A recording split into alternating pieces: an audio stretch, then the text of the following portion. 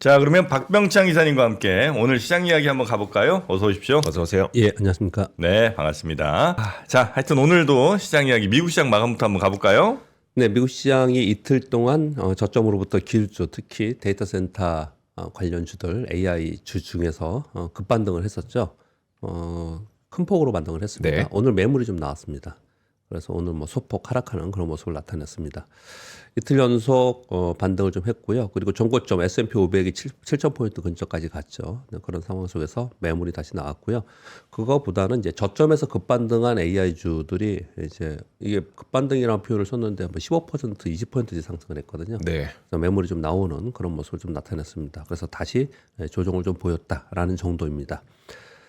미국의 소비 지표가 나왔는데요. 근데 부진하게 나왔습니다. 0%로 나왔어요. 뭐 어떤 데는 마이너스 0.02 뭐 숫자가 그렇게 나오던데 대부분 이제 0%로 좀 되어 있는 것 같습니다.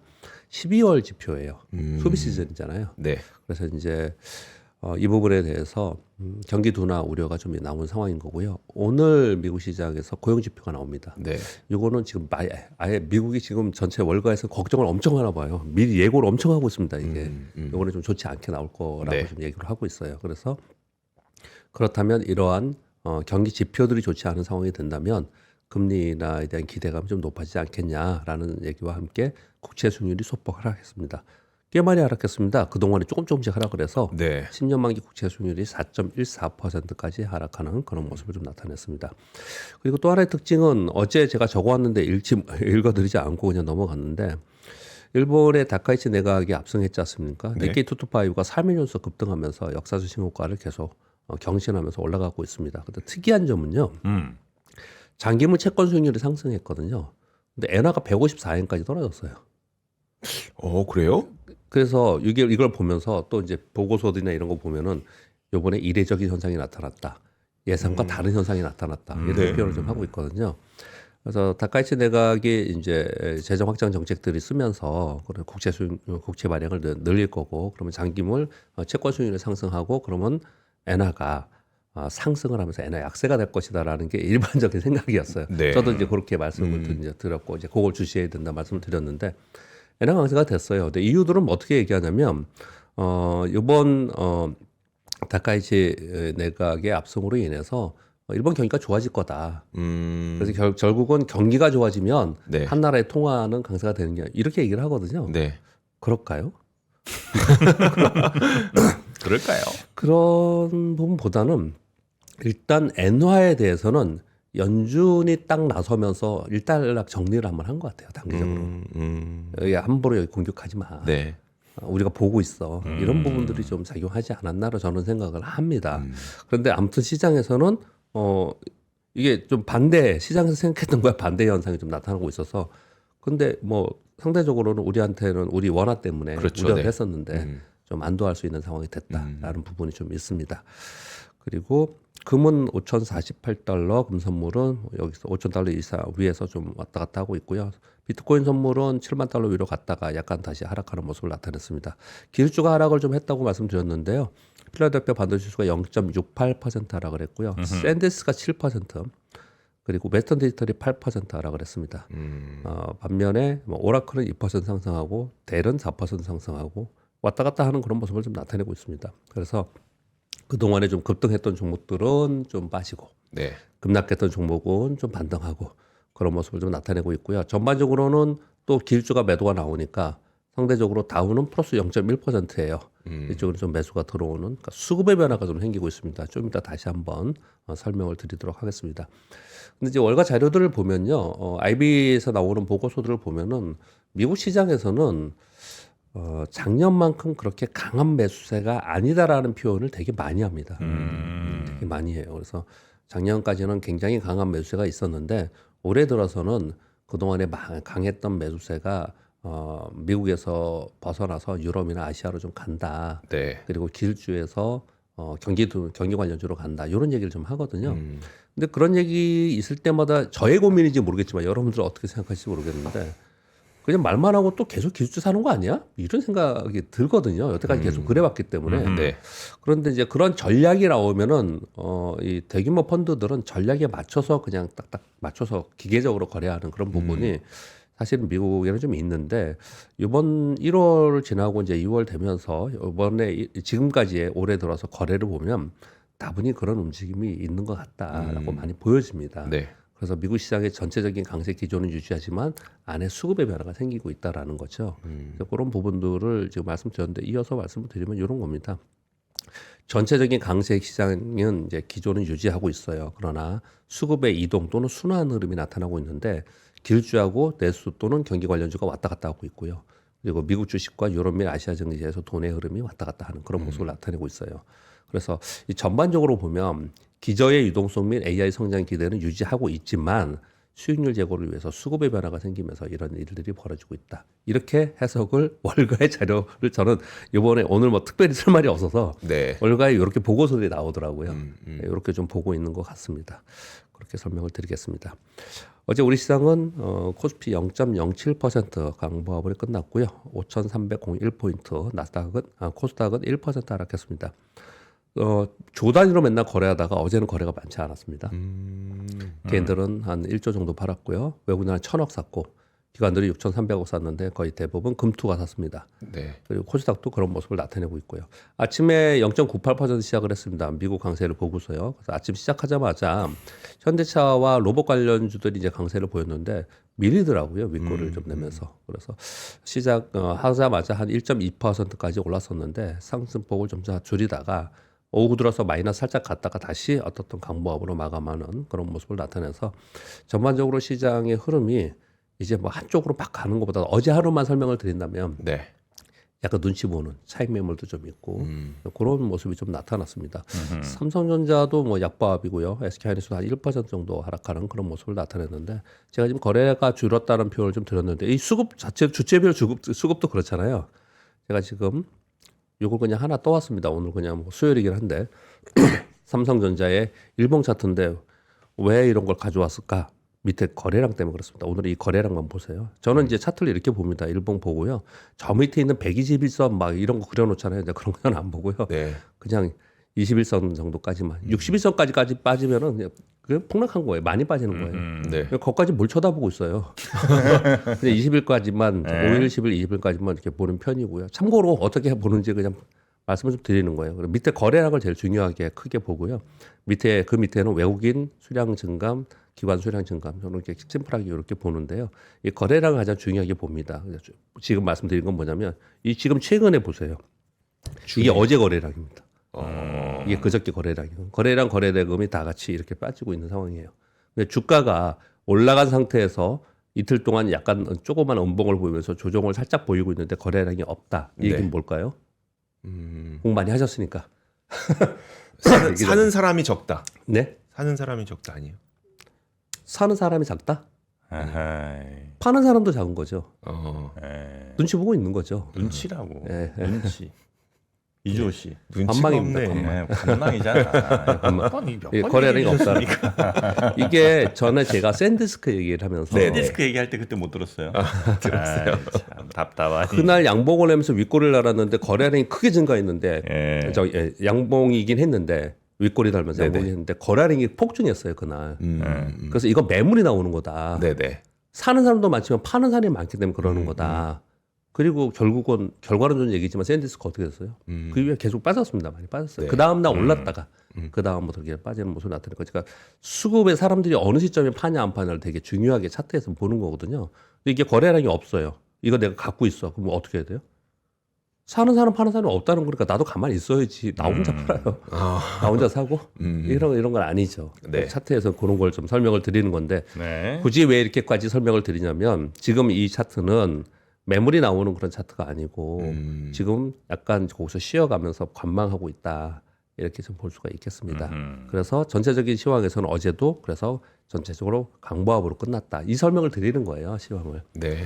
이제 반도체가 좀 쉬다 보니까 다른 쪽들이 좀 이제 강세를 좀 보였겠죠. 일단 반도체와 함께 같이 요번에 뭐 한 이틀 동안 열광했던 쪽이 반도체 소부장, 우주항공, 전력기기, 원자력, 태양광 이쪽이었잖아요. 여기가 이제 어제 매물이 나왔는데 요즘에 좀 여러분들도 걱정스러운 부분이 있을 것 같아요. 빠지면 뭐 5%, 7% 빠지고 올라도 5%, 7% 올라서 그 변동성이 커가지고 그냥 들고 있는 분들이야 그냥 해석을 하지만 이걸 매매하시는 분들 굉장히 머리 아플 수 있어요.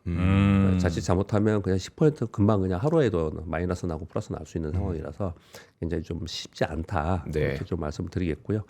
그래서 이쪽에 시장을 주도하면서 올라갔던 쪽이 어제 좀 매물이 나오는 그런 과정 속에서 미국하고 비슷한 겁니다. 수급이 약간 다른 쪽으로 바뀌어갔는데 어디로 갔냐면 금융지주, 백화점, 물류, 항공 이런 데로 갔습니다.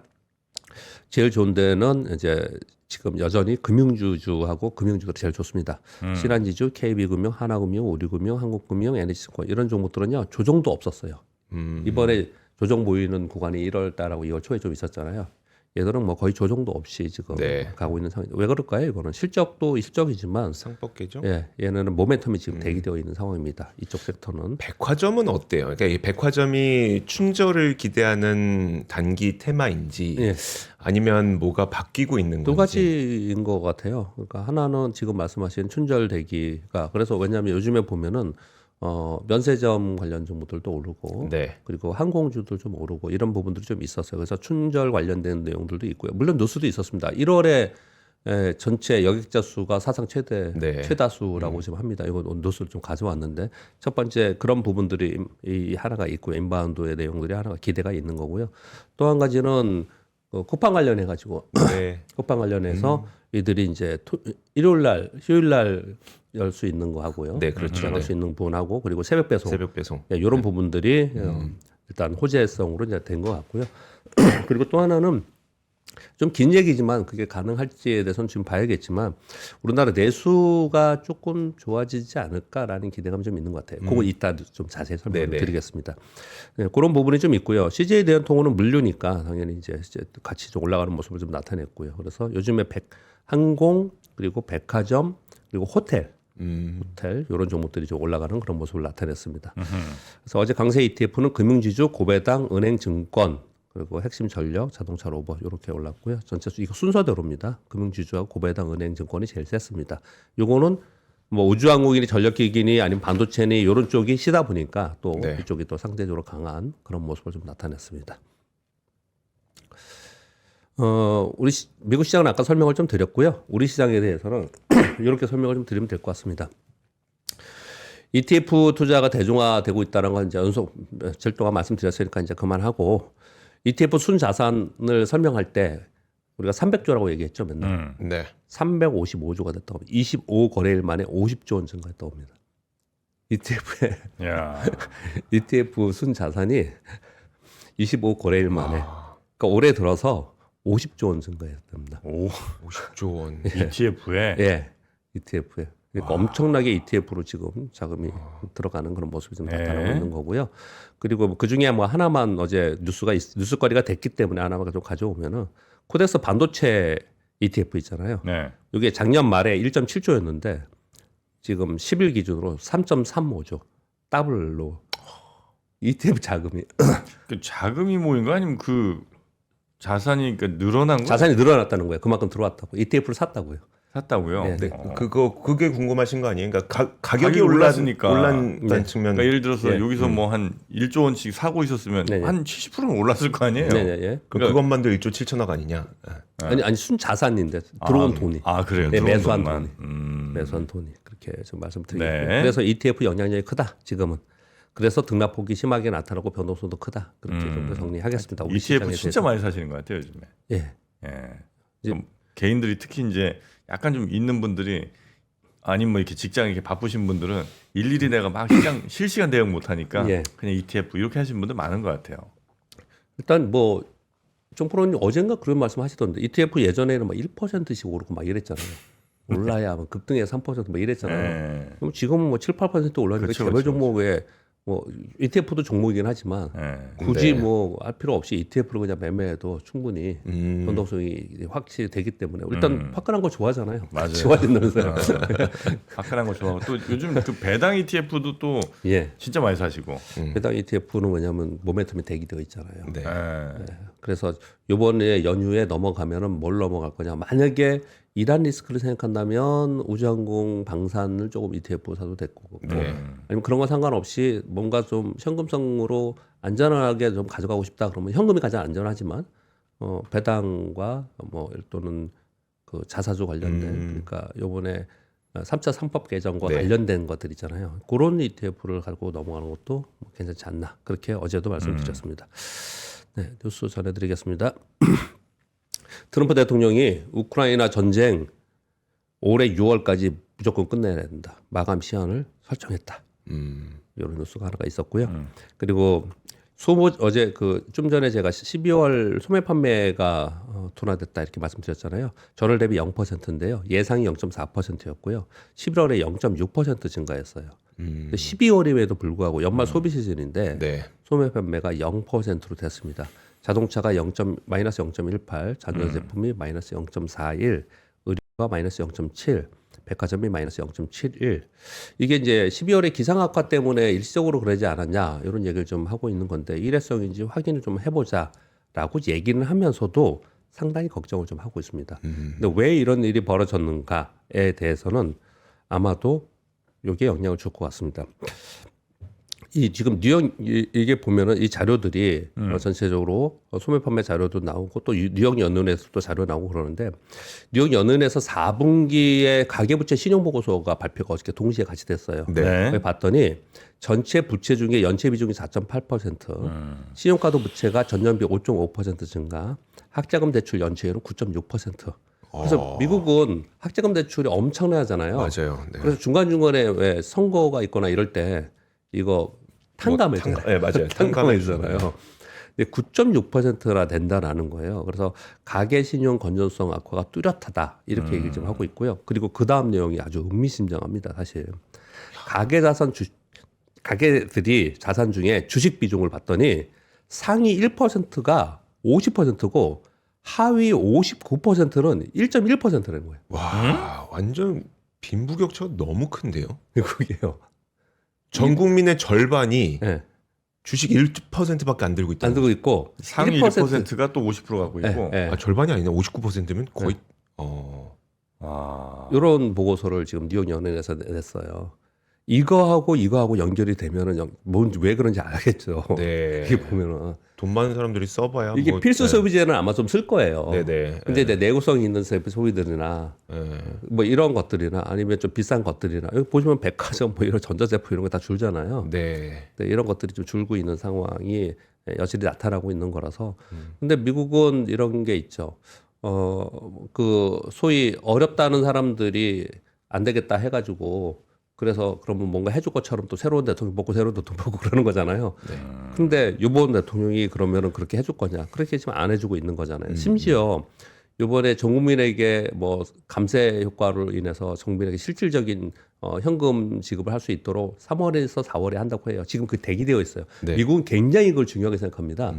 그래서 미국에 안 빠질 거예요. 그것 때문에. 네.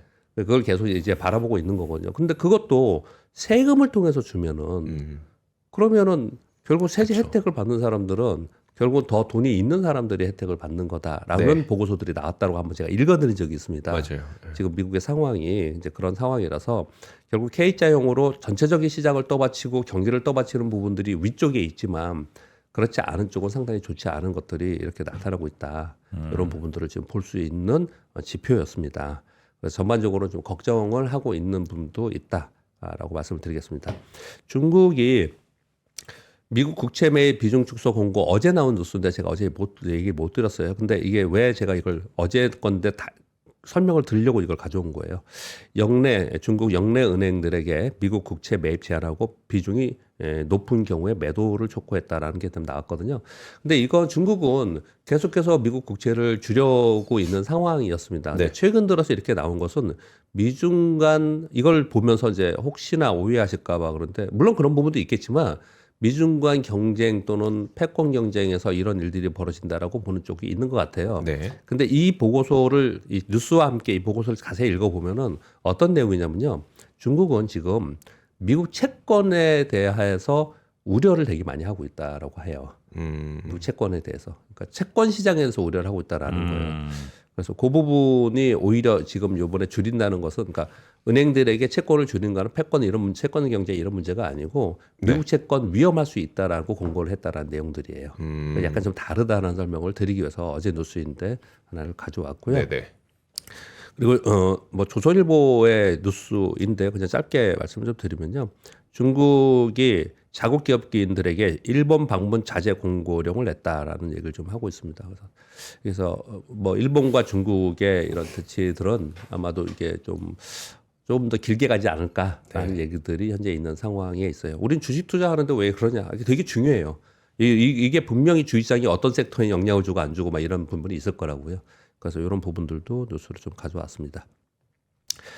오버뉴스는 미국 얘기를 아까 제가 소매 판매와 함께 가계부채에 대해서 얘기를 좀 했는데요.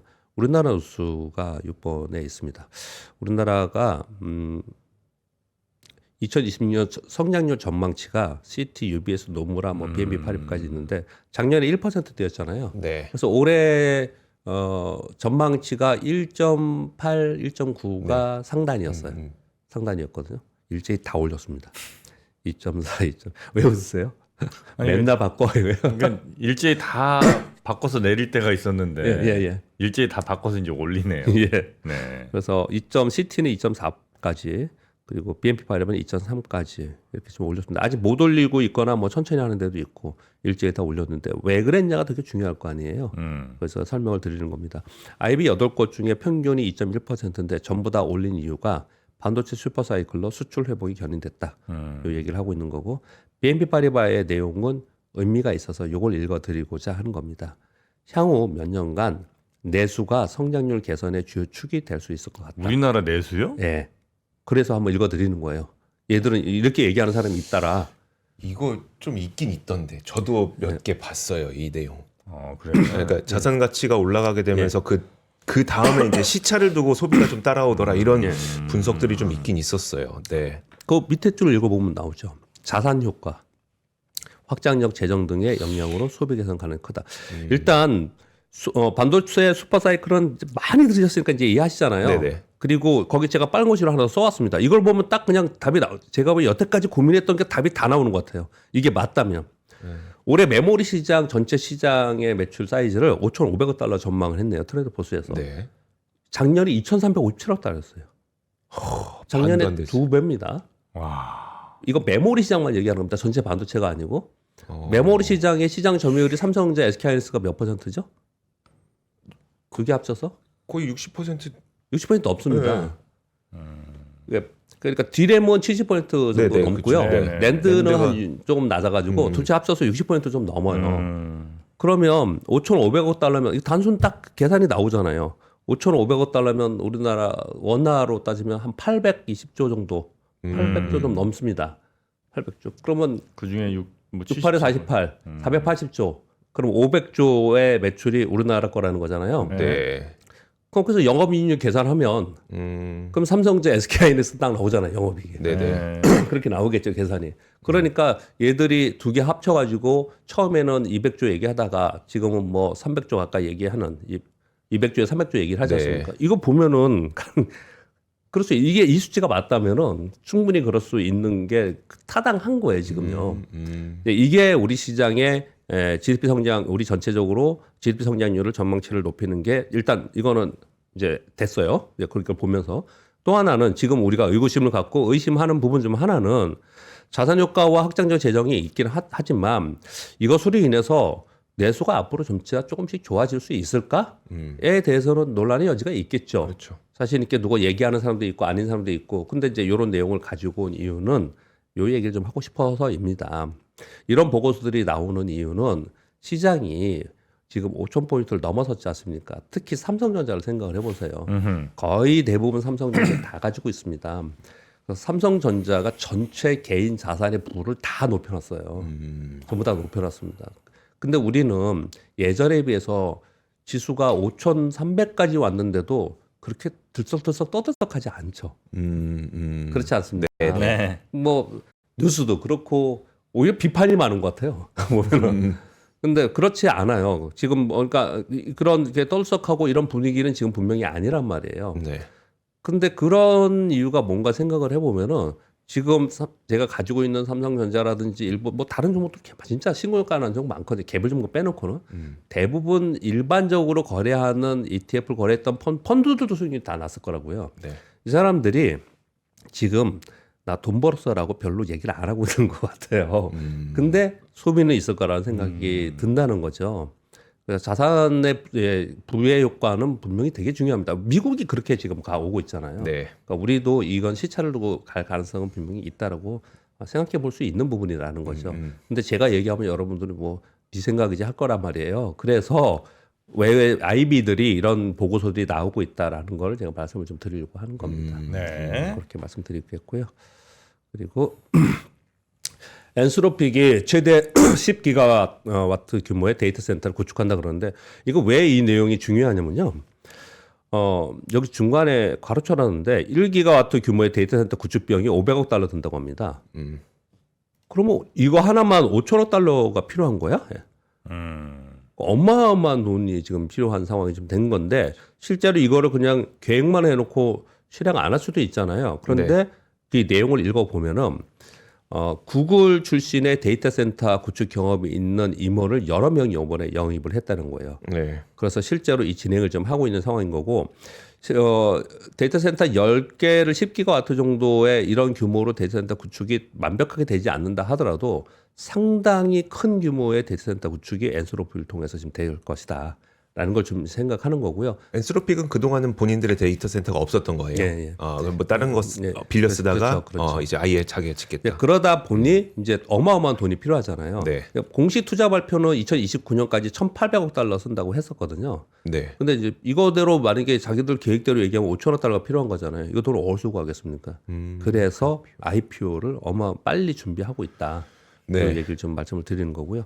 이 8번 뉴스가 되게 중요합니다. 이거는 좀 꼼꼼히 좀 여러분들이 생각을 해보셔야 될 것 같아요. 정부님께 한번 여쭤보고 싶어요. 네. 트럼프 행정부가 차기 반도체 관세에서 빅테크 기업들은 제외할 것이다라는 내용이 나왔는데 내용을 읽어야지만 이해가 됩니다. 이거는 AI 데이터 센터 구축을 하고 있는 아마존이나 구글이나 마이크로소프트 등은 관세 대상에서 제외시킬 거다. 얼핏 보면 반도체 제조의 자국화를 독려하고 수입 반도체 의존도가 높은 미국 AI 기업들을 보호하기 위한 것 같잖아요. 네.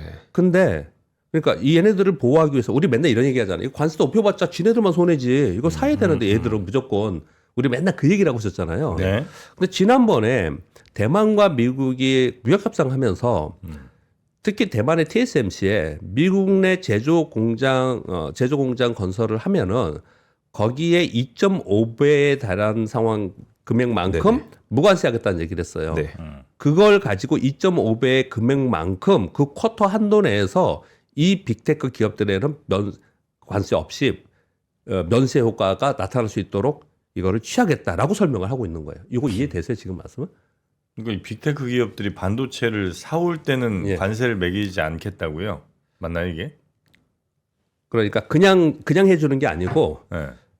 TSMC의 입장에 생각을 해보세요. 네. TSMC가 미국에 200억 달러 투자를 했어요. 네. 그럼 2.5배니까 500억 달러는 지금 면세로 TSMC의 대만에서 가져오는 것도 면세해주겠다는 거예요. 근데 그건 어디에다가 팔아도 되는 거잖아요. 그렇죠. 네. 그런데 이 빅테크들한테 그거를 할당해서 이 빅테크들은 관세 없이 0으로 이걸 대만산 반도체를 살 수 있도록 하겠다라는 거예요. 내용이에요. 이 내용이요. 누가 어떤 반도체를 먼저 살 건지를 정부가 정해 준다는 겁니까? 약간 좀 그런 게 있죠. 이들 빅테크들한테 보호하기 위한 정책이 좀 있는 네. 거예요. 이렇게 얘기를 좀 하고 있는 거거든요. 그럼 뭐가 걱정이겠습니까? 우리는 어떻게 해요? 이거 똑같이 많은 게 우리한테 적용. 이거 제가 할 것 같거든요. 지금 트럼프 그럼 대통령 하는 이제 짓을 보면? 우리 삼성이든 SK든 미국에 공장을 짓든 하여튼 돈을 뭘 투자해야 예. 그만한 금액의 2.5배만큼의 또 무관세가 된다. 네. 그 아니면 관세 매기겠다. 이렇게 협박할 상황이 상당히 있을 수 있어요. 여태까지 보면은 그렇게 좀 해왔잖아요.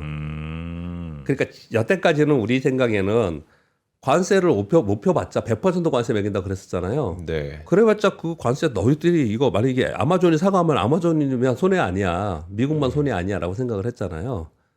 근데 TSMC에서 만드는 예. 그 패키징한 거에 예. 삼성전자, SK 하이닉스께 네. 들어가는 거잖아요. 네, 물론 예. 그럼 어떻게 되는 걸까요? 우리가 되게 미국으로, 복잡해지. 미국으로 직접 수출하는 게 아니고 네. 예. 근데 TSMC 예. 거를 예. 예를 들어서 마이크로소프트가 예, 샀어요. 야 이건 TSMC 거니까 예. 면세가 될지 네. 아니 이 중에 그렇죠. 디램은 디램은 따로야? 막 그런 이렇게 부분도 있죠. 아, 근데 단순하게 생각을 할 때 미 행정부에서는 분명히 TSMC도 이렇게 하지 네. 않았냐라고 하면서 우리나라의 삼성과 SK하이닉스에 미국의 반도체 라인을 더 많이 투자를 네. 해라라고 하면서 그걸로 가지고 이 반도체 관세에 대해서 딜을 할 가능성이 있다라는 내용들이 좀 나오고 있는 거예요. 그렇게 얘기 있는 거거든요. 그래서 아마도 이게 이후에 나오지 않을까. 근데 대만에서 어떻게 하느냐에 따라서 이제 우리 다음 행보가 좀 생기겠죠. 이런 내용들이 좀 있는 상황에 있다. 그래서 이건 좀 제가 읽어드리면서 그랬잖아요. 시작하면서 이거 좀 생각을 해봐야 되는 내용들이고 네. 좀 곱씹어봐야 되는 내용이다. 그렇게 말씀 좀 드리겠습니다. 그리고 샘 알트먼이 아까 그 엔스로픽 있잖아요. 네. 엔스로픽에서 뭐 데이터 센터를 대규모 데이터 센터 구축한다. 그래서 얼마가 필요하다. 그래서 IPO 준비한다. 요거랑 비슷하게 지금 오픈AI의 샘 알트먼도 언론 플레이 엄청 많이 합니다. 그 챗GPT의 월간 성장률이 10% 재돌파했다. 그리고 최근에 공개된 코딩용 GPT 5.3은 일주일 만에 사용량이 50% 이상 증가했다. 그리고 이번 주에 다시 새로운 모델 또 공개할 거다. 근데 이거 새로운 모델 계속 공개하면 기존에 했던 사람은 어떻게 해요? 저 5.2 쓰고 있는데 계속 새로운 모델 공개한다라고 지금 하고 있고요. 업그레이드 해주겠죠. 뭐. 그리고 무료 버전의 요금제 및 광고 도입 추진해서 결국 우리는 계속 돈을 벌 수고 있어. 약을 계속 어필하거든요. 이거 왜 그러냐? 이게 지금 계속 IPO 준비도 하고 있고 대규모 투자 유치를 해야 되기 때문에 계속 이런 뉴스가 나오는 것 같아요. 그래서 요즘에 제가 정리해서 말씀을 드리면 이런 뉴스들이 나오는 걸 예전에 즉각 반응을 하고 그리고 시장에서 상당히 호재성으로도 반응하고 그랬거든요. 근데 지금은 그게 아닌 것 같아요. 약간 바뀌었어요. 이게 의도가 있는 내용들이 상당히 많이 나오고 있는 것 같다. 그래서 올해 특히 3사가 스페이스X 포함해서 3사가 지금 IPO 준비를 하고 있기 때문에 상당히 빠르게 투자도 하면서 그리고 자기들의 행보들을 계속해서 어필하고 있는 상황이 좀 되고 있어서 전에 어떤 새로운 뉴스 나오면 막 호재가 되고 막 그랬잖아요. 그거하고는 올해하고 좀 상황이 좀 다르다는 설명을 좀 드리고 싶습니다. 네. 그리고 어제 미국 시장에서요.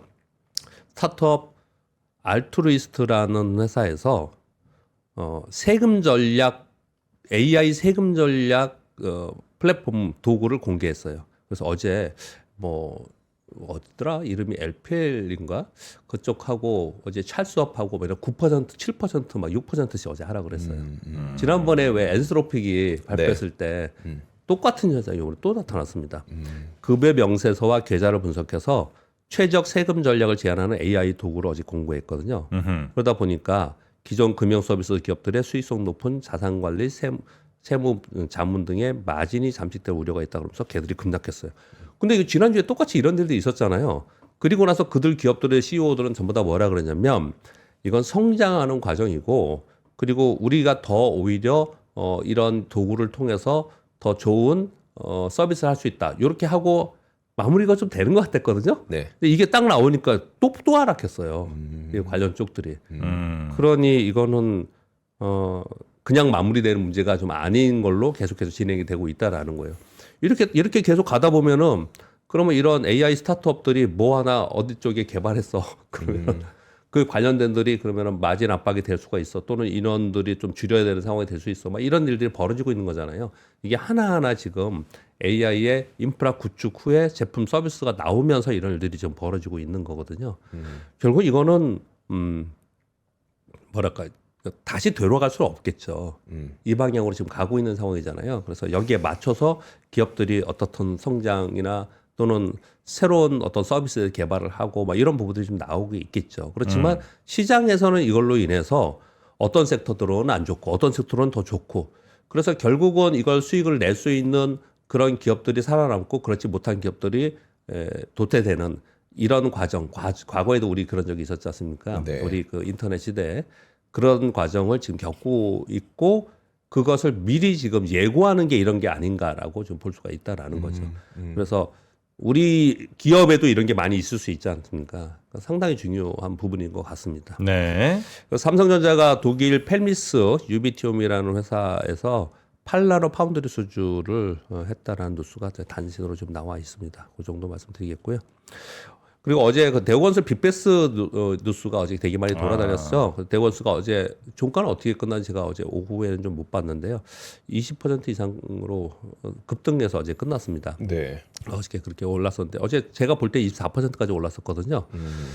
작년에 4분기에 빅베스를 통해서 잠재 부실을 정리하고 그래서 이제 잠재 부실이라 하면 지방 미분양 주택 및 지식산업센터 등 손실을 선제적으로 반영하고 그리고 해외 원전 사업에 진출한다. 이것 때문에 급등을 했거든요.